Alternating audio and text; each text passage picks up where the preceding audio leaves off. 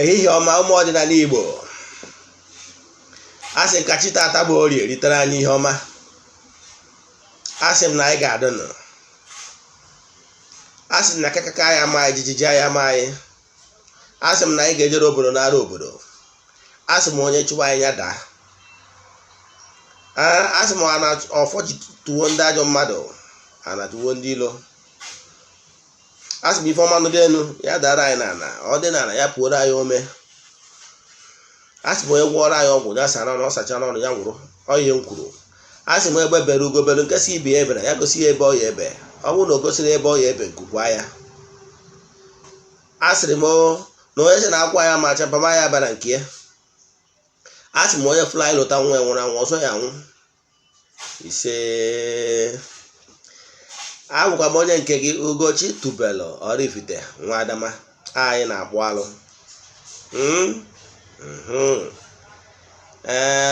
Ọ bụrụ na agacha ụbọchị Sọnde, aha m ga-echenji to eze Ugochi Tubelu. Lụtakwara n'ọnụ izu ụka Sọnde a na-abịanụ ka m na-etu ugo ọzọ na n'uru damage Ana-Ezumere Oraifite. Dịka m sikwawa bụ maka ndị na-esonye mgbe m na-ekwu ihe gbasara ọzọ, agwa m nnọọ anyị na-echi anyị ese ọzọ, a na-akpọ ya ọzọ eze anị. O nwere ọtụtụ nsọ, so mana ichi ọzọ ị na klan gị mara ụdị ọzọ unu na-echi. Ihe anyị na-echi iwu ọzọ eriri ndị na-agba njata n'ụkwụ, mana abịa n'ime ndị na-agba njata n'ụkwụ nwekwara ọzọ ka ibie, nke anyị na-echi iwu ọzọ eze anị. A na bụ isi mmụọ, ọ ya batara iji atụ nzu 9. Daalụ. Abụ m nnukwu onye mgbasa ozi ọdịnala Igbo, bụrụkwazi nnukwu onye nchụaja na Ugochi Tubelu ọdịnala temple nke dị n'Oraifite na Anambra steeti. Abịara n'ụbọchị taa si ka nkọwa ụfọdụ ihe si na ajụjụ ntụ ndị mmadụ na-ajụwa m, na-ezitere m ozi na WhatsApp na ihe na-agbagwoju ha anya. Mgbe sị na mma abịa n'ụbọchị taa ka m bịa kọwaa ihe onye Igbo kwesịrị ịma. Ihe m chọrọ ịbịakwa maka ya bụ gịnị bụ agbụrụ m. Call it family liberation. Ọtụtụ famili agago lụọ ọrụ ezinụlọ dị iche iche n'ụdị na ha na-achọ, maka na ndị ụka ọbịa gwara ha na-enwere ancestral curse na ngwurube ha. Ndị afọ ha nwache na the best solution to it bụ ka ha jee kpọọ pastọ maọbụ ndị ụka ọbịa, ha bịa na-efekasị mmiri, na-efekasị nnu, na-efekasị oyi, in the sense na ha na-achọ iliberate ha. Wee na-amụ amụ, wee na-achị ọtụtụ ezinụlọ ndị megoro ọtọ n'ọdị etu a, se niile bụ ndị nna nna na ndị ichie na ndị tọrọ ntọala ngwuru ebubo na ọha dị responsible for their predicament is fallacy. Example ka njụ ndị niile alụ ọrụ ezinụlọ ha afọ a, ụfọdụ mechazi ya ọtọ n'ọnọdụ ha ka njọ. Ụfọdụ na-akpọ ndị na-alụ ha ọrụ ezinụlọ from nke a to nke a, agwaghị ego na ha gafugoro. Ka ngwa nke bụ eziokwu, ụfọdụ ndị mmadụ na ụdị na ha na-agbara ọsọ ọtọ nọ dị na ngwuru, ụfọdụ jee chenjie surname. O nwere ndị mma na-aza Nweke, ha jee chenjie to Nwachukwu. Ọ bụrụ Nweke wụ the problem. Mana ị kwesịrị ipe homage to their ancestors, ndị zọtara ana ngwuru anyị na ibi. Mgbe ị na-echenji surname gị si na Nweke bụ aha arụsị, na ịma azazi Nweke jee zaba Nwachukwu, mana ị ka ketakwara oke na inheritance of your family land. Ịma ọnụ onwe oke na-aghọrị ebe eji onye ya ajụ ya ancestors na ịma azakwụzi afa Hazard, wee chenji to Nwachukwu ka ịbatakwa ụrụ ji wee kabirikwa na ana agha elu olu ya n'obi. Ife ọnụ onye riri ka ewu. nwanne mmadụ ara agbakarị shoulder shadow n'ọsọ ịghọtara ya mmadụ enwekwana ike ịgbakarị ọsọ karịa ikiri okwu ya. Nke bụ eziokwu bụ na ọ bụrụ na iji gba afa wee sị na ihe na-eme na ngwurube nna gị, ma ọ bụ na ijọrọ gba afa mana ịfụrụ na ihe na-eme na ngwuru. O nwere ngwuru ụfọdụ na-awapụta na-amụ nwaanyị ịmụrụ na ihe ebu ya. Nwee ngwuru ọ na-awapụta mmụọ nwoke ọnwụwa mmụọ nwaanyị ọ nọrọ. Nwee ngwuru ọ na-awapụta ọ na-eme rise and fall, onye rikata ọ daa. Nwee ngwuru na-abụ nwaanyị n'oji ọ nata. Nwee ngwuru ọnwụ ike dị. Nwee ngwuru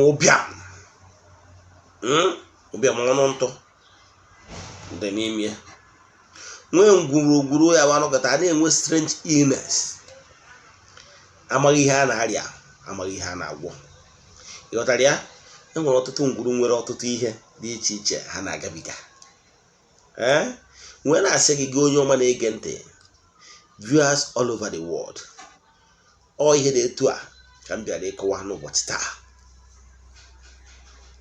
Echefukwana na Ugochi tubelu ọdịnala temple na anyị na-agọrụ ndị enyi anyị niile ọfọ, na-agọrụ ndị niile kụrụ temple anyị mbamba, na-agọrụ ndị niile bịa gbuoro mmụọ anyị ji alụ ọrụ anụ, na-agọkwa ọfọ wee nye ndị niile ndị enyi anyị ndị niile na-eche ihu na east, ndị mmeke anọta. Agwara m ọnụ ọ bụrụ na ị nọrọ n'ala Igbo nso, ma ọ nọ n'ala Igbo ma ọ bụ na ị nọ na mba ofesi, ebe ị nwere ike inwewu traditional altar nke a na-arụ n'ala, na ị nwere ike imeke an altar, traditional altar ị ga-eji wee anchor the radiation of the light, ebe ị ga-anọ wee na-agwa mmụọ okwu, na-ekwupi okwu. Ọ bụrụ na ị na-ege vidio a watch the video m, jee chọọ my video ebe otu m kwuru etu ya esi wee yuzu nzu nke ahụ ga wee make an altar. Then ana m agọrọ ha ọfọ ndị niile na-eche ihu na isi na-achụ àjà, na-aga ọfọ ka ha keta oke na àjà niile anyị na-achụ na Ugochi tubelu ọdịnala temple. Ụbọchị bụ nkwọkwa ka a na-abịa na Friday 16th July 2021. Anyị ga-egbukwa ebunu ịnọ ihe anyị ga-egbu ụbọchị ahụ. Adị m achọzi mention the number of ọkụkọ anyị egbuzi. Ị nwere ike ịgụ ọfọ wee keta oke na aja na ọfọ niile anyị na-agụ na temple. Agwụgwọ gị ihe ị ga-eme ka ị wee keta oke nke a. Anyị na-agụkwa ọfọ n'isi ndị enyi anyị ndị niile anyị na-arụ ọrụ mmụọ dị iche iche, na-agụkwazị ọfọ n'isi ndị na-abụ ha nweta vidio anyị na-enecha ya ha ekerie ndị ọzọ, si na ọmaka ga-emere ọnụ, si na onye chụwo na ọ ga-ada, si na ụzọ unu ga-emepe, si na onye gwọrọ ụlọ ọgwụ na ọ ga-asa n'ọnụ. A sị na ihe ọma ga-emere ụnụ na ndụ ụnụ ga-adị ise. Kwa ụbọchị anyị na-aga ọfọ. Tụtụ ọbụla a na-eje na temple je gaa ọfọ maka ndị niile a mkpọrọ afa. Gị onye na-egekwu m ntị, ihe eketakwa oke na ọfọ anyị na-agọ ise, ọ ga-abalị gị. Ihe m bịara ịkọwa n'ụbọchị taata bụ ihe gbasara agbụrụ m na family liberation na ihe na-ebute ihe ndị a. Ọtụtụ ngwuru bụ ngwuru, ọ bụrụkwa taa ka ọtọnọ bidoro. O nwere ọtụtụ ngwuru mere ihe ọjọọ dị iche iche. O nwere ka ọ bụrụ ngwuru ebe e gburu mmadụ, ma ọ bụ ngwuru ebe e megburu nwaanyị bịara ije di, ma ọ bụ ngwuru nwatakịrị na-edina nwunye nna ya alụ, ma ọ bụ ngwuru nwanne na-edina nwanne ya, ma ọ bụ ngwuru na-eke ime. Enwere ọtụtụ alụ dị iche iche, ma ndị ọtụtụ ngwuru mere ihe a na ụfọdụ ngwuru tụfuru ọfọ, ụfọdụ ngwuru kpọtọrọ ihe ọdịnala dị na ngwurube nna ha na ụdị na-arụ ọrụ ezinụlọ. Ka gwa nwantịrị mara example, ana m alaike ịma atụ maka na ana m eji ihe mmadụ ma atụ wee mara ihe ọ na-amara atụ. Akwụkwọ ndị ụka ọbịa kwuru Chukwu okere ekwu na ya ga-eji ajọ omume nke ndị bụ nna wee neta the 4th generation. Lụtakwa ihe nji wee saịtị ihe abụ ka ịghọta ihe ajọ omume nwere ike ime. O wee sị na Solomon ji kpọrọ nwunye mmadụ gbuo die, tinye die n'ihu ọgụ gbuo die, wee kpọrọ nwaanyị a ka ọ nụọ. Nwaanyị a wee mụtara ya Absalom. Chukwuoke wee sị ya na Absalom ga-anwụ na mma agha ama isi na bịa wee pụ. Ụmụ Izrel na-ata afọ ya ruo taa. So ihe na-achịkwa bụ enwere ancestral curse. Yes, enwere curse bụ na so ihe nna metalụ. Example, nna na-eji edina nwa ya, ịma ọnụ curse ka ị na-eme. Mana ihe na-achịkwa gị bụ na o nwere sọ ngwuru ụfọdụ emere ihe ọtọnọm. O nwere ụfọdụ ngwuru gburu ọchụ. Mgbe gburugburu onwe ndị na-agba ha gbuo ọchụ agba ọsọ ọchụ. Ama na ụdị arụ niile dị etu adị. Ụfọdụ owo ndị na-emebi ihe ọdịnala dị na nkwurube nna ha. Ihe dị na-adị. Mana the best solution abụrụ ka ije kpọta ndị ụka ọbịa, ma ọ ịkpọta ofu onye si na ya pastọ bịa na-efekasị nnu na-efekasị oyi. Ị na-eme etu a, ya worsening the situation. Ụfọdụ family pụtara, o nwere ike ụfọdụ family kwa bụ na ọ bụrụ dị cause ihe wụ their problem. The problem bụ na ụmụazị toliterenụ adịghị pay attention to entities of powers nọ na the family. Instead, ha mee ọtọnọ n'elu ọtọnọ. Eje kpọtazie pastọ, ha wee kparịa ndị okenye ndị ichie nọ na ngwuru ahụ si na ọha nwa dị responsible for the predicament ihe na-eme na family a. Mana ọ bụrụ eziokwu na ihe wụ the problem bụ na ụmụazị amụta na ngwuru a amarọchi ha. Onwero nke haziri ihe dị n'ụzọ ya, o wee na-asọ isi. Ọsọbazi isi ya, instead of ya nwee ije dozi ihe dị n'ụzọ ya, o bozie ndị ichie na ndị tọrọ nta na ngwurube nna ya na ọha nwa dị responsible for ihe ọ na-agabiga. Dị afọ mgbe ahụ ọ na-akọsụzi ndị ichie na-akọsị his ancestors na ha dị responsible, mgbe anwa ọ na-emetara onwe ihe abụmọnụ dị mọ. Example, gị bụ onye nna na-ene ma yes, ị na-agba mbọ na-azụ nwa gị, na-eme onye igwe ike maka ọdịmma nwa gị. Nwa gị a wee tolite wee sị n'ọgwụ nwa bụ nna ya mere na ya kpatara ego, n'ọbụ nwa bụ nna ya mere na ya bụrụ ihe a chọrọ ịbụ. Would you feel happy? Na-level allegation on you and gị nwere onwe on your own, ịma na ịgbara mbọ onye nwere ike maka ọdịmma ụmụ gị. N'ọdịnala Igbo, nna na-amụta nwa na-asị ka nwa ya kea. Would you feel happy? Onye awụ ihe ụfọdụ ọtụ n'ime olu na-eme na-ebu ndị ichie na ọha ma dị responsible. Yes, amakwa na onwe sọ ngwuru ụfọdụ na-emetara ọtọnọ. Yes, enwere nsọ ngwuru ụfọdụ na nna ha metara ọtọnọ. Mana nna ha meta ọtọnọ, ihe ị ga-eme wee bịanụ ịkwụ ụgwọ nna gị ji. Ije na aja na mee ihe ị kwesịrị ime. Wụchapụ ụzọ mee ihe ị kwesịrị ime ka ya bụ ihe na-agba ụta kwụsị. Onwe mmụọ a ga-esetụrụ, onwe mmụọ a ga-eme ihe ọbụla eme ihe niile ka anyị nwechiri mma. Then o nwere some family ụfọdụ bụ na problem ha nwere bụ na gị nwa na onwe gị na-ene m anya. Yes, gị nwa na-ene m anya ka ngwa ihe wụ ya problem. Mụnwa ama asọ gị anya na onye nze in the making ka mbụ ma agwa nke eziokwu. Ihe so bụrụ nsogbu gị bụ na ị na-ene m anya. Yes, ị ka na-edina nwunye mmadụ. Ihe bụ nsogbu gị bụ na ị ka na-akpọrọ ụmụ nwaanyị je na-eke ha ime. Nwaanyị tụtara gị ime, ọ bụrụ na ị dịbọ already ịnụ nwaanyị, take a responsibility of taking care of the pregnant woman till ọmụọ nwa ya. If you can take care of the child, take. Ọgwa na ya azụ nwa gbọrọ nwa gị, fine. Mana ọ bụrụ na ọ ka ị sọpọtụ ọka eme abortion, no. Ọ ịkwafu ọbara. Ọdịnala Igbo na-asụ ya nsọ. Ọnwụ a na ike itoruru ijekwu nwaanyị unprotected, ike ya etorukwa ịzụ nwa. Ịghọtara ya? If not, ịkpụrụ maasị gị jide onwe gị. Now, ihe m na-ekwu bụ na ụfọdụ bụ na-ebu nwaanyị ị na-agba n'ilo, isi cause problem. Ụfọdụ bụ ọtụtụ ndị mmadụ ndị nọ na-ada na-emebi ọdịnala dị iche iche a, iso na-cause the problem. Ọ bụrụ ọsịsọ ihe ahụ ndị nna nna gị mere na ngwurube nna gị na-enye m nsogbu, nọọ nke ndị kịta na-emezi iwu ọtọnọ. Kịta ị na-agwọrọ mmadụ ọgwụ, je na-agwọ ọgwụ ka ikechie mmadụ, ị na mmadụ n'iyi. Ọgwụnwa bụ ihe a na-arịa.